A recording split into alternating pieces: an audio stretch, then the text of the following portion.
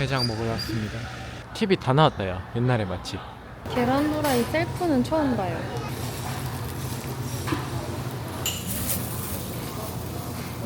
저 유자 요즘 너무 맛있더라고요.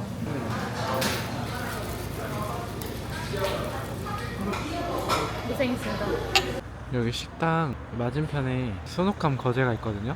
여기 사우나를 이용하려고 합니다. 쿠폰이 있어요. 그 앱 다운로드 하면은 50% 연간 3회 할인됩니다. 맨날 차에서 자다가 이런 데 오니까 또 휘둥그레 한다. 나중에 성공하면 차박 그만두자. 우리의 여행은 억박자다. 억소리 나게 힘들어. 아직 한 번도 제대로 타상한 적이 없다. 사우나 7시까지? 다시 한번 강조하지만 우리 여행은 억박자야. 억소리 나게 힘들어. 옥녀봉에서 못 찍은 하나호선을 여기서 찍는 거야. 이걸 찍으려고 거기로 올라갔던 거야? 오늘 하루 중에 제일 기대한 순간이었는데 소노캄을 못 가고 도착한 아주 사우나. 저게 골리앗 크레인 하나오션이라고 써있지 않아? 하나라고 써있어. 그치. 그래서 든든한 대감집 갔기 때문에 걱정은 안 돼.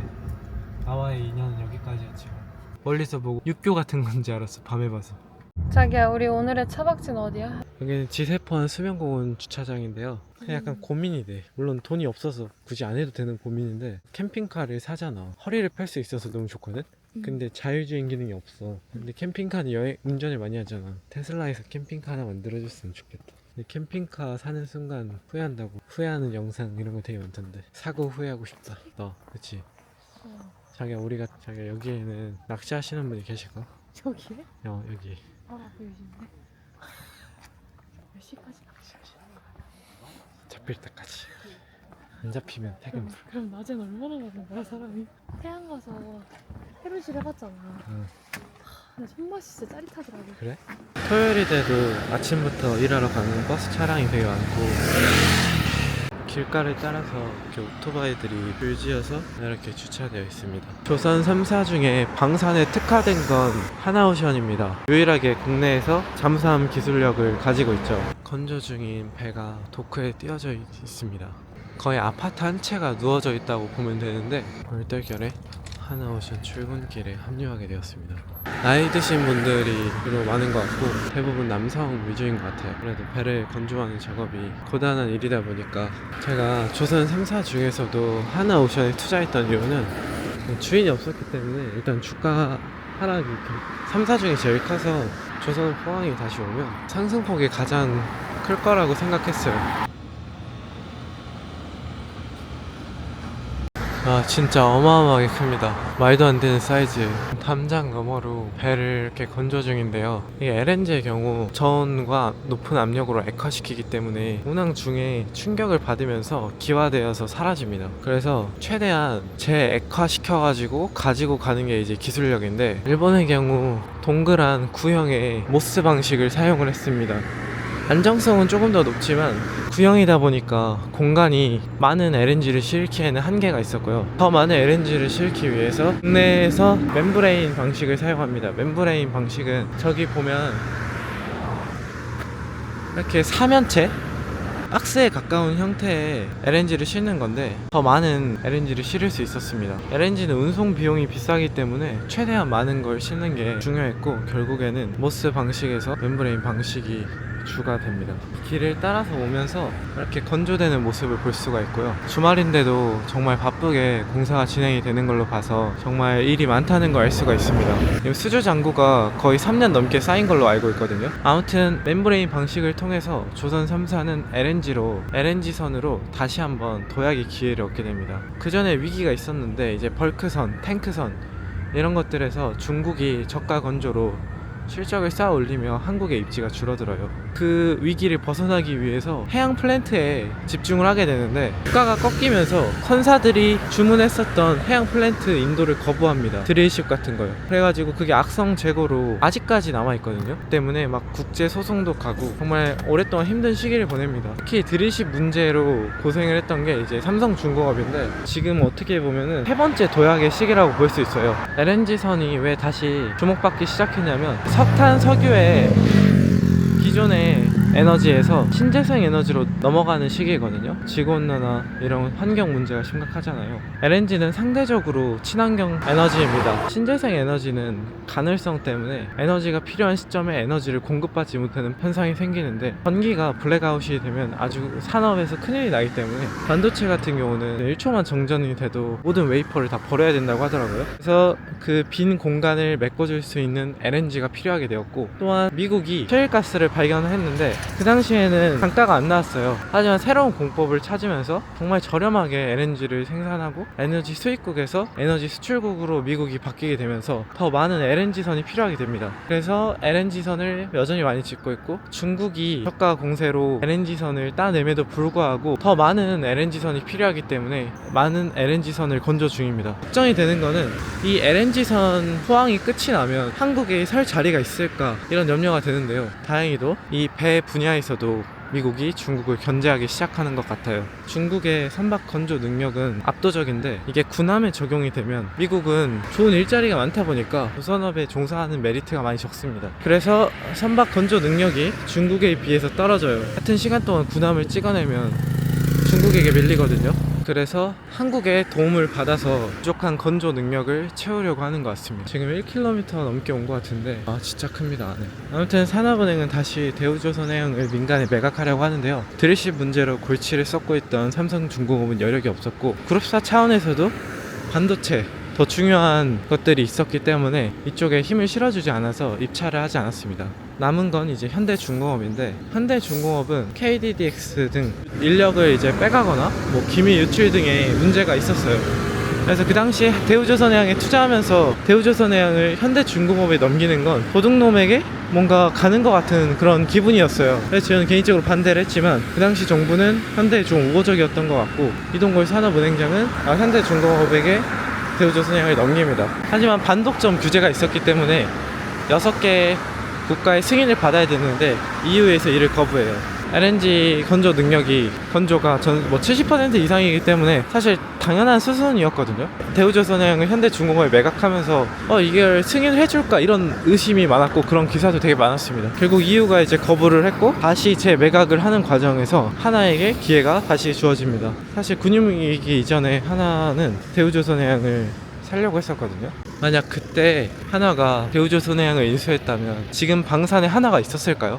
정말 밑빠진 독에 돈을 부어야 됐을 텐데, 아무튼 하나는 화약을 다루던 회사였기 때문에 대우조선해양의 군함 건조 능력, 잠수함 건조 능력을 갖고 싶었습니다. 뭐 연구체 그리고 여러 가지 문제가, 복잡한 문제가 있었지만 결국 하나에게 유리한 방향으로 대우조선해양이 넘어가면서 하나오션으로 이름이 바뀌게 됩니다. 저는 현대에게 넘어간 것보다 하나에게 넘어간 게 너무 다행이라는 생각이 들고, 그 과정에서 엄청나게 많은 유상증자를 실시하면서 저는 주식을 매도하게 됩니다. 정말 수익률이 한 70% 가까이 갔던 적도 있었던 것 같은데, 고점에는 매도하지 못했고 한 40% 정도 수익률을 기록하면서 매도를 했습니다. 뭐 수익률보다는 수익금이 더 중요하다고 생각하고, 전 처음으로 빚을 내서 투자를 했던 종목이었기 때문에 한 3년, 4년? 꽤 오래 장기 투자를 했었고, 뭐 대부분 물려 있었지만, 그러면서 이 기업에 대해서 굉장히 많은 걸 알게 됐고 공부하게 됐어요. 정말 불쌍한 기업이라는 생각이 들고, 비유를 하자면 부모 없는 딱 고아, 그런 느낌입니다. 정부 관료에서 안 치다 보니까 일단 수주만 하기에 급급했고요.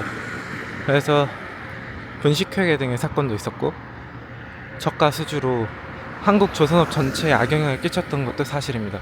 하지만 지금은 하나가 자금을 대면서 수익성이 있는 부분에만 수주를 하는 것 같고요. 수주 잔고보다 수익성에 더 집중을 할 수 있는 여유가 생겨서 정말 다행입니다. 투자 관점에 상관없이 이 조선업은 거제시를 변화시킬 만큼 정말 엄청난 산업에 영향을 끼쳤고요. 글로벌 세계화 시대에서 배는 필수적이기 때문에 조선업은 어느 나라가 됐든 반드시 필요한 산업입니다. 수출 국가인 한국에게 있어서 이 조선업 가치는 너무나도 중요하고요. 이렇게 큰 배를 만드는 국가가 한국이라는 것이 너무나도 자랑스럽고 정말 대단하다는 생각이 들어요. 조선소에 오면 정말 압도적인 경이로움을 받게 되는데요. 정말 아파트만한 배가 한 대도 아니고, 지금 제 눈에 보이는 것만 해도 한 대, 두 대, 저기 한 대, 두 대, 세 대, 네 대, 다섯 대, 여섯 대, 저쪽 뒤에도 7대, 정말 많아요. 한국 조선업은 중국과의 치열한 경쟁도 남아있고 다행히 미국 형님이 있기 때문에 약간의 범퍼가 있다고 생각하는데 조선업이 다시 두 번째 부활하면서 거제시에도 다시 강아지가 입에 5만원짜리 지폐를 물고 다니는 시절이 왔으면 좋겠습니다. 결국 기업이 살아야 나라가 살기 때문에 예로부터 배를 잘 만들었던 우리 선조의 그런 지혜가 지금 조선업에도 녹아들어 있지 않을까 생각합니다.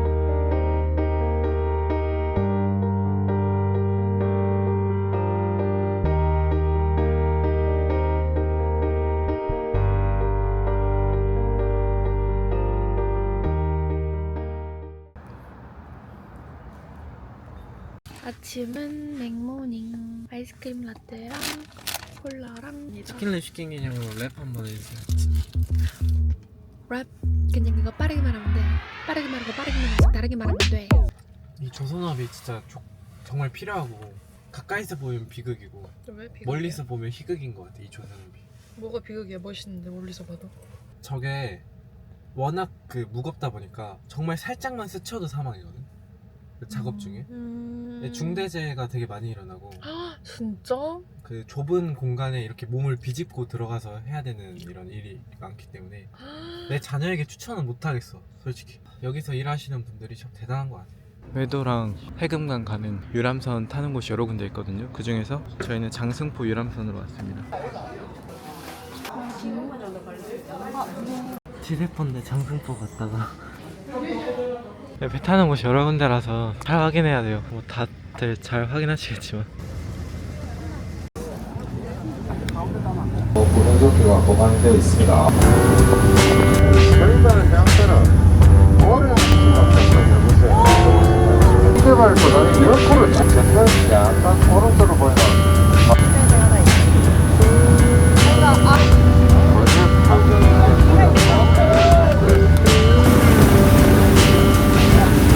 오, 나이스. 외국 정상을 올려다 보시면 덕분에 오른쪽에 다가오는 바위는 해금강의 자연이 만들어낸 그래도 우비를 탔습니다. 노란색 꽃인 줄 알았는데 잎이었어요. 아, 그때 여기서 아이스크림을 먹었는데. 이거 올림푸스 그거 같은데? 요만해 이게 손가락으로는 미니장이랑 뭐야 이거? 여자가 여자의 그걸 만지고 있는데? 뭔가 메이플에 나오는 세계수 같아요. 너무 마음에 들어. 저기 아이스크림 나무 있어. 아이스크림? 여기가 색깔 너무 예쁘다. 이거 하나 먹자. 맛있어? 너가 좋아할 것 같아. 여기서 오징어 국물 피자예요. 5,000원인데 맛있어요. 따뜻하고요. 나한테 맛있는 부위 남겨줬네. 제가 더울 때랑 비 올 때 둘 다 와봤는데 비 올 때가 더 나아요. 외도가 그늘이 많이 없어가지고 엄청 더워. 그리고 여기서 거의 2시간 있거든? 2시간 너무 길어. 거제에서 숙소 구할 때 오션부냐고 물어보면 안 돼. 어차피 다 오션비야. 저기 카페 아니야? 식당 같은 거 있다.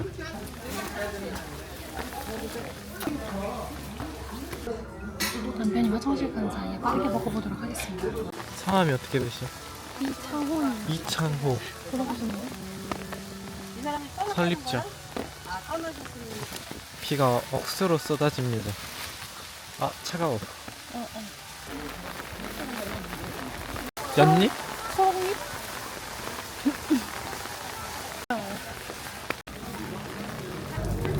간다. 진짜 빽빽한 우산을 쓰지 않아. 거제 여행 끝. 어제도